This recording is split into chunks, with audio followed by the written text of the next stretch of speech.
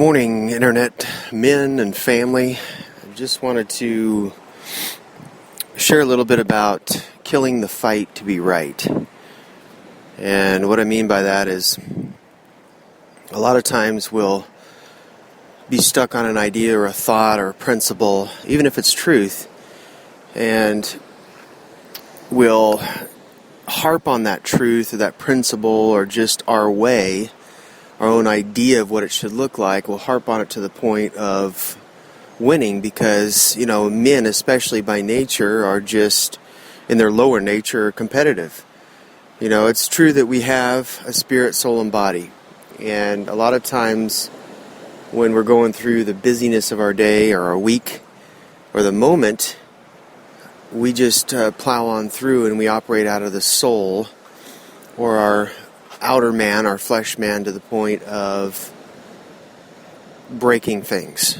And those of you that really struggle with the whole anger and frustration and just a strong type A dominance, you know exactly what I'm talking about. We begin to feel when we're in the heat of the moment, whether it's with our spouse or a friend or loved one, we begin to feel this rush inside of us. That familiar rush of, I'm going to win this thing no matter what, and you're going to listen to me, and you're going to dominate the situation, It's just what we feel, and if we slow down and still ourselves enough, then we know what that does to not only us but others. And I just want to encourage you that a lot of us, if not all, have been in that situation at least once or twice in our lives, for sure. And just to know that God is not in a hurry when we're in a discussion or the heat of a moment. He's not the one forcing and pushing and being in a hurry just to win over a point, even if it's truth. There's ways to go about things in discussions by taking a step down or a look around while you're in that moment and really looking deep within and just grabbing a hold of peace and stillness and rest and the fruit of the Spirit while you're engaged, and then checking yourself, saying, wait a minute, this is getting a little out of hand. Is it really worth it? Is it worth me making someone upset over my stance? Because the truth of the matter is it's, as Christ followers, if you believe in God, or you follow Christ, or you're involved with some sort of religion, the bottom line is that it really is about gentleness and humility, so that others can learn, so that we can learn. We can all learn in the moment. It's not about forcing one way in order for it to get across to where the other person feels bad, and you're like, man, I really hammered my point home, sure taught them. And then they walk away, and you don't even realize, because you're so wrapped up in the ego and the pride of that rush, that you don't even realize what it's done to the other person, especially if you don't know them, and they walk away, and then they start talking about you, right? So when it comes to a loved one, we really want to take the posture, especially as a man, as that lead type of person in the home. You want to lead by example. So it's always best to take a step back, take a look around, and say, am I helping or hurting this person when I'm driving the point home? And it does no harm at all, because you'll actually be gauging. We will all be actually engaged in the tangible expression of the fruit of the Spirit when we do that.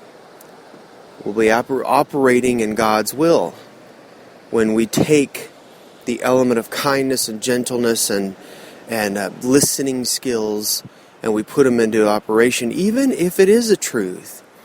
So say you're engaged in sharing some passionate truth, but yet you've got to really stop and think, is this going to help or hurt the person in the long run.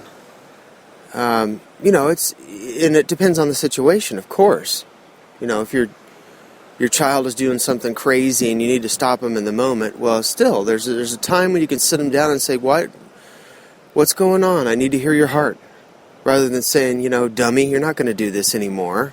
I'm the man of the house, and you're going to do what I say. No, that's really not the way to go about it at all. That's not exuding the fruit of God's Spirit that He produces in our lives. So I just want to encourage you today that there's God's not condemning you because you've had that moment or you have those moments, the rush of the anger or the rush of the passion. It's just He's wanting us to be aware of the elements of who He is to us and in us and through us towards others. And so the next time that happens, you feel the rush of, man, I got to drive this home. I got to be right. I'm going to show this person. It does no harm to take a step back, slow down, bite your tongue for a moment, and listen to what the Holy Spirit wants to say in the moment, in that situation. Or just stop and listen to the person. Let them get whatever it is out of them, as to especially if it's your wife or someone that's close to you, and she's trying to get a point across that something's going wrong. I call it the red light on the dash. Something is going wrong, and she needs you to listen. She doesn't want you to fix it. She just wants you to listen to her heart so she can get it out. That's what she does with her girlfriends. You ask yourself, why is she talking all the time? Why do they always yap, yap, yap?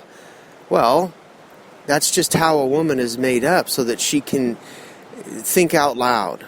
And you and I as men, maybe we don't do that. We just sit in our nothing box in silence, and we can stare into nothingness for hours. But they can't do that. They don't have a thing called a nothing box. They have a thing called a chatterbox, and it's there for a reason. So if you just sit and listen, and then allow the Holy Spirit to bring the answer, rather than saying, look, you got to do this, you need to fix this, you need to stop doing that, you need to start doing this. Well, they don't want to hear that. Nobody wants to hear that. We all want to work it out in a way that's going to bring a joy to our hearts and a leap to our spirit when we walk away and say, yeah, that's right. That's right. What he just said makes a lot of sense. I didn't feel intimidated. I didn't feel pushed, coerced, forced. I felt really good about that because he allowed me to get it out, and we had a great discussion, even if you didn't say a word. A lot of the best conversations my wife and I have are when I allow her to talk. And I've had to learn that because I am a talker and a type A, and she's a little more passive on that side, and I allow her to talk, and she gets it out, and she goes, oh, thanks, honey, for letting me express it. And then I'm like, what did I do? I'm thinking to myself, what did I do? I didn't do anything. But really I did. It was a listening ear. And that's how God is with us. So expressing the heart of the Father is listening. Having listening skills is one of the most important things we can do as men in the earth. Listening, listen. And then communicate by way of listening. All right, so be encouraged today. If you feel the rush, take a step back and let go of the situation and allow God to shine and show forth His wisdom, which is gentleness, and that wisdom comes from above.